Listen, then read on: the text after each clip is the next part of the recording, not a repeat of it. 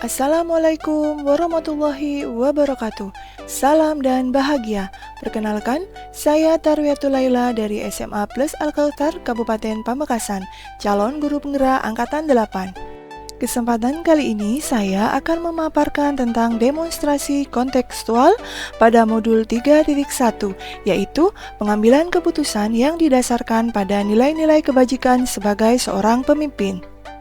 Saya melakukan wawancara kepada 2 kepala sekolah dari lembaga dengan jenjang yang berbeda, menggunakan media audio atau rekaman suara. Narasumber pertama yaitu Bapak Muhammad Nurul Hadi MPD, Kepala Sekolah SMA Plus Al-Kautsar Kabupaten Pamekasan. Narasumber kedua yaitu Bapak Marzuki SPDI, sebagai Kepala Sekolah SMP Plus Al-Kautsar Kabupaten Pamekasan. Panduan pertanyaan wawancara yang saya gunakan adalah sebagai berikut.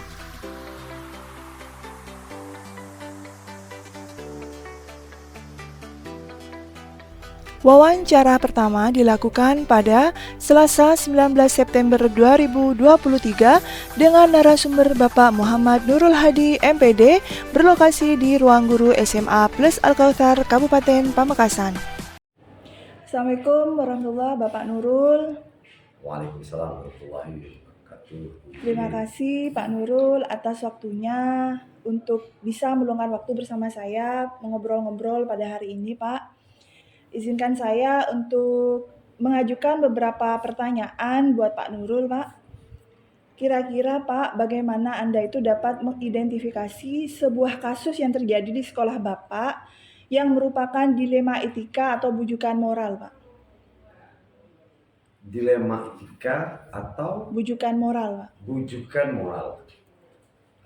Begini, di sekolah itu sudah ada peraturan yang mengikat untuk guru kemudian untuk siswa. Kalau ini berbicara lingkungan sekolah, maka terkait dengan etika, maka setiap kegiatan, setiap perbuatan yang melanggar daripada peraturan di sekolah sekaligus itu melanggar etika daripada moral. Kira-kira begitu, Bu Wi.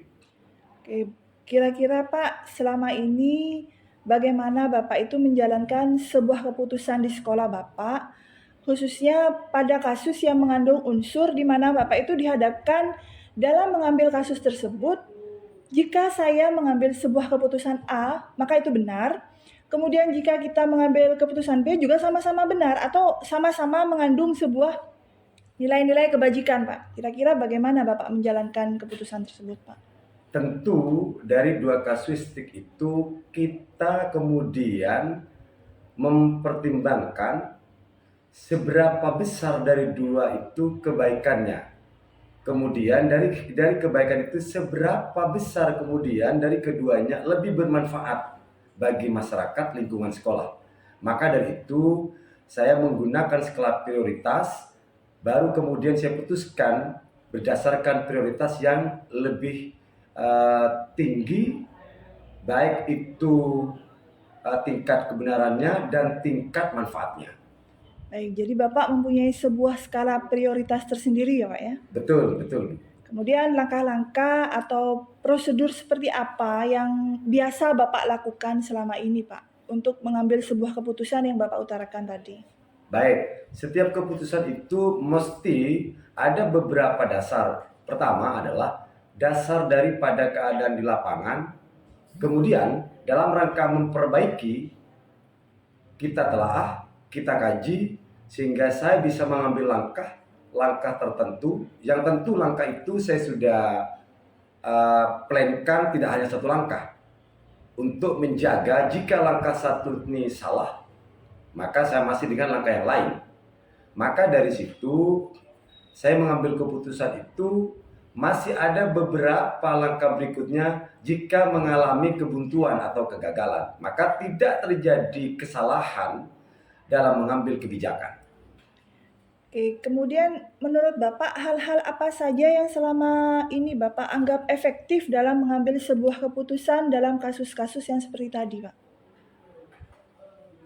Tentu yang saya ambil adalah beberapa informasi baik dari guru kemudian dari siswa, sehingga informasi itu menjadi informasi yang komprehensif, termasuk juga ketika itu berkaitan dengan masalah siswa, maka saya panggil orang tuanya supaya saya dalam mempertimbangkan keputusan itu menjadi komprehensif, maka tidak ada kesalahan sedikit pun dalam mengambil keputusan.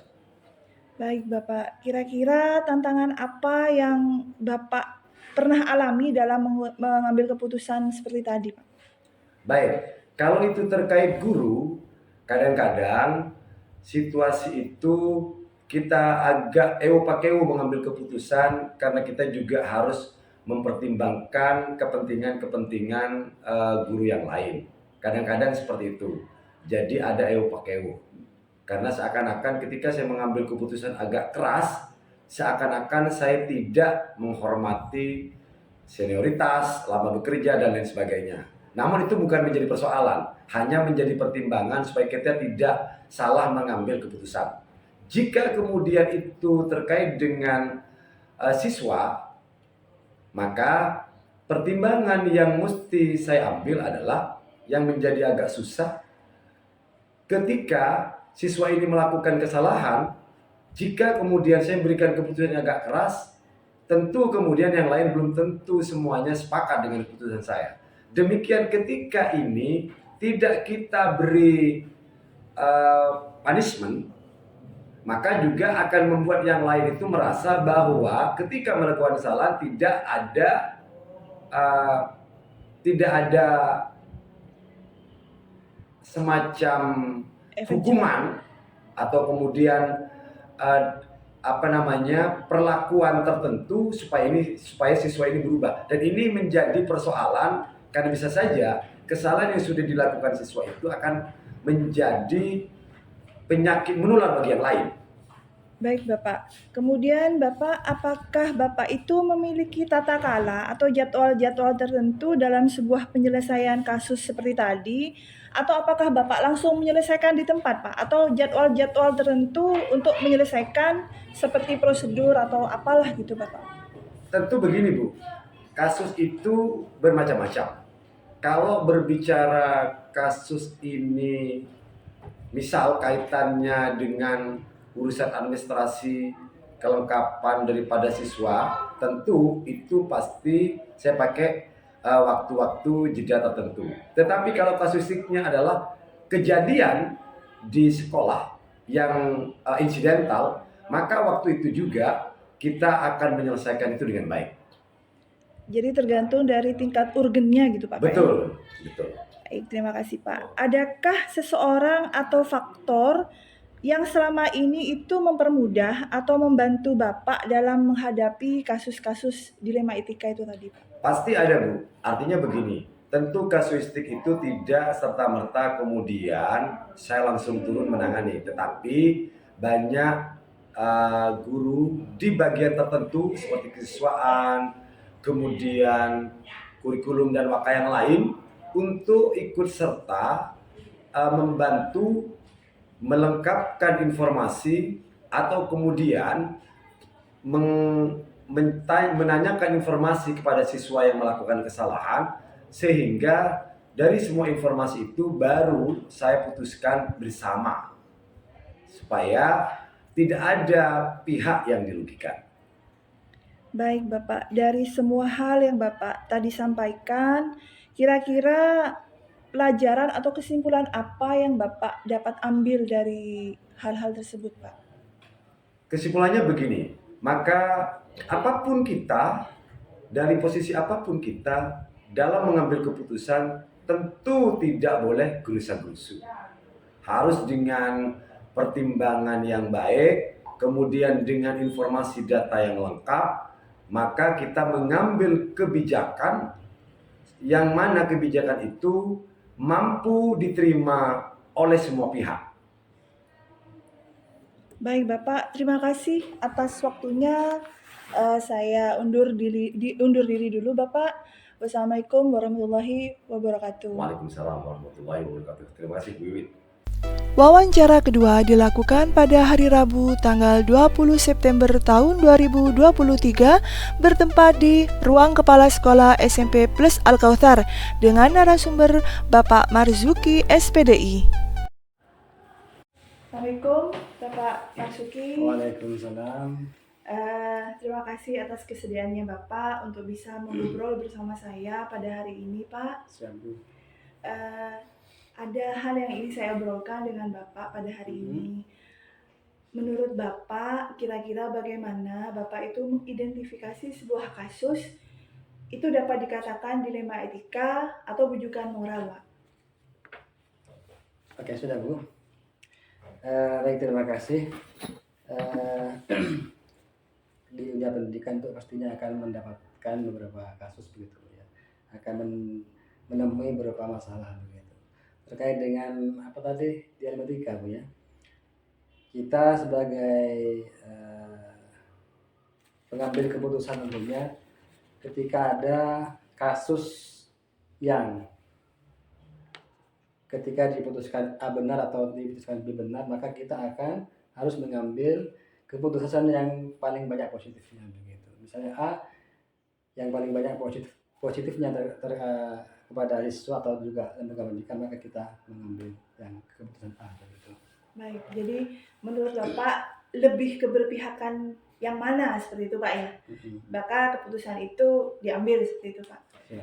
Kemudian bagaimana Bapak itu menjalankan pengambilan keputusan di sekolah Bapak, khususnya kasus yang mengandung unsur yang sama-sama benar atau sama-sama mengandung nilai-nilai kebajikan tadi Pak? Bagaimana Bapak itu menjalankan pengambilan keputusan di sekolah Bapak, khususnya kasus yang mengandung unsur yang sama-sama benar atau sama-sama mengandung nilai-nilai kebajikan? Bagaimana Bapak menjalankannya? Ya, tentunya kita menjalankan roda sekolah itu sesuai dengan visi misi sekolah tentunya. Jadi apa yang kita putuskan bersama di sekolah, yaitu tentunya sesuai dengan visi misi sekolah. Tentunya ketika cara menjalankannya sesuai dengan track yang benar begitu, sesuai dengan langkah-langkah benar untuk menuju visi misi sekolah itu sendiri. Iya, terima kasih Pak. Kemudian langkah-langkah atau prosedur seperti apa yang bisa Bapak lakukan selama ini Pak? Prosedur apanya itu? Prosedur yang biasa Bapak lakukan dalam pengambilan keputusan tadi Pak. Oke. Setiap ada masalah, setiap ada hal-hal yang perlu dirembukan, saya pastinya akan melakukan rapat dengan teman-teman guru. Setelah itu mungkin kalau ada hal yang perlu dibicarakan dengan wali siswa, juga kita datangi wali siswa untuk menemukan jalan terbaik untuk keberlangsungan sekolah kita.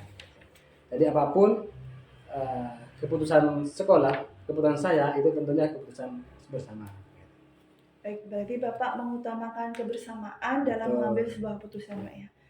Artinya keputusan itu mufakat begitu Pak ya. Kemudian hal-hal apa saja yang selama ini merupakan tantangan dalam pengambilan keputusan dilema etika tadi Pak? Ya,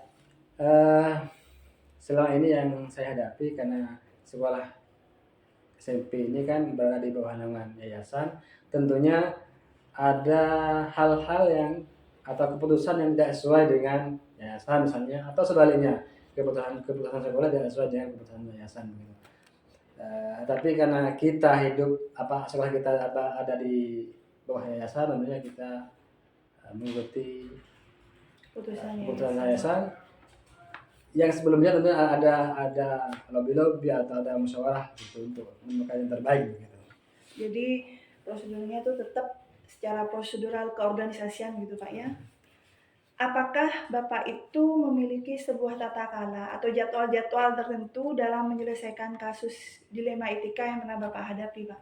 Atau Bapak langsung menyelesaikan di tempat, atau Bapak punya waktu tertentu seperti prosedur atau apalah yang Bapak jalankan seperti itu?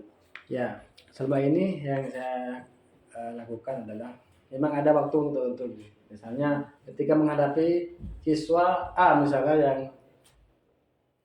selalu berbuat apa ya, Tidak disiplin. indisipliner begitu di sekolah, maka ada jeda-jeda waktu tertentu untuk mengambil keputusan berikutnya.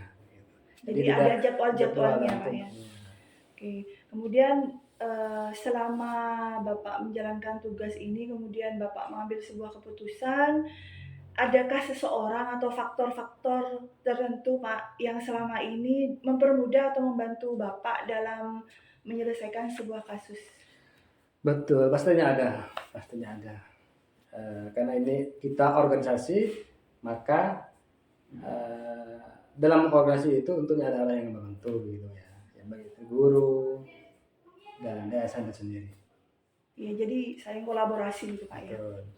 Kemudian dari semua yang Bapak ceritakan tadi, Pak, kira-kira dari mulai langkah-langkah yang Bapak ambil, kemudian faktor-faktor yang menunjang Bapak dalam mengambil keputusan, kemudian rambu-rambu atau tantangan-tantangan yang Bapak hadapi selama Bapak menjadi pimpinan di sekolah ini, kira-kira pelajaran apa yang Bapak bisa ambil, Pak, dari kesemuanya itu?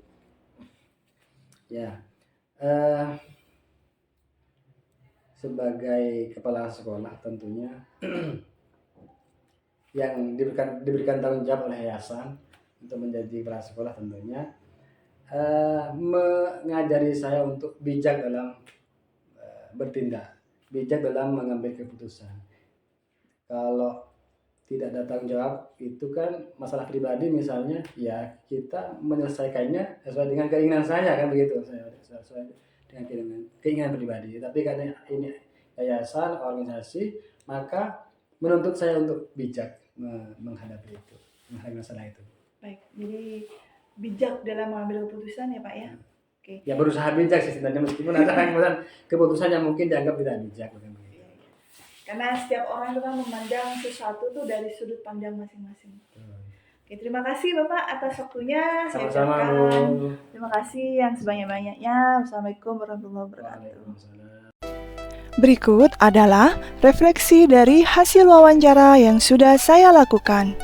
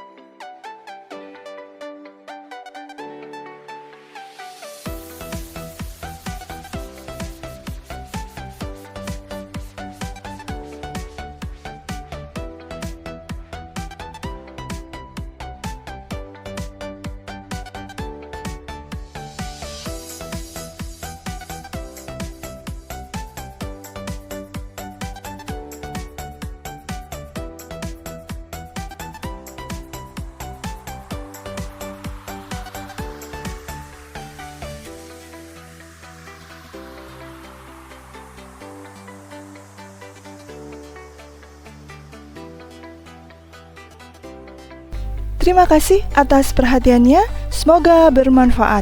Salam guru penggerak, bergerak, bergerak, menggerakkan. Wassalamualaikum warahmatullahi wabarakatuh.